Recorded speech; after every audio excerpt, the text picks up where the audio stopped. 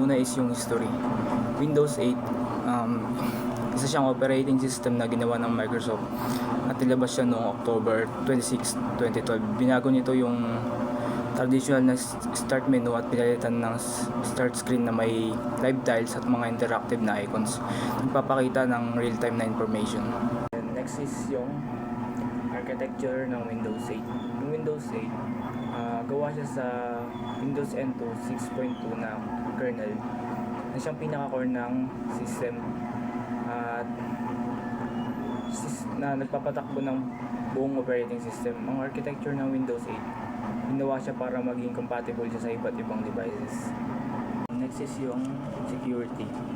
Yung Windows 8 focus siya sa security gamit ang secure boot na nagpoprotekta sa system para sa mga unauthorized na software na gusto mag-run habang nagbubut.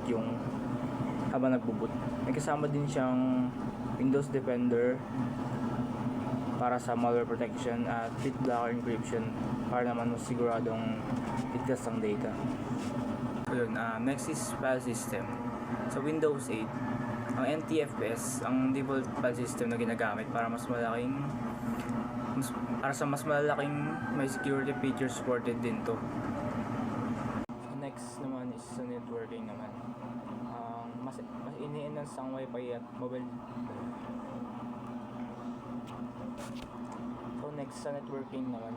Sa Windows 8, mas ini-enhance dito yung next naman is sa networking. Sa networking naman sa Windows 8, mas ini-enhance ang Wi-Fi at mobile broadband support para sa mas maayos at tuloy-tuloy na internet connection. May built-in din dito na support para sa IPv6 na nagpapaganda ng internet communication at security. Next is user interface. Sa Windows 8, ginagamit ang modern UI na may title-based na straight start screen bilang kapalit ng traditional na start menu. Yung mga tiles may live updates at ang design niya ay para sa mga touchscreen at desktop na device. Next naman is application. Pagdating naman sa applications, ang Windows 8 may mga pre-installed na essential apps na siya tulad ng Internet Explorer, Mail at Xbox Music. Supported din ito yung iba't ibang software na pwedeng i-download sa Windows Store. Comparison.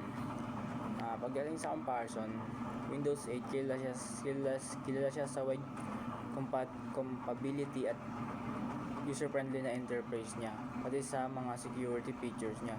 Compare sa MacOS na may smooth experience at malakas na security. At ang Linux naman may mataas na customization at open source flexibility, kaya ideal siya para sa mga developer.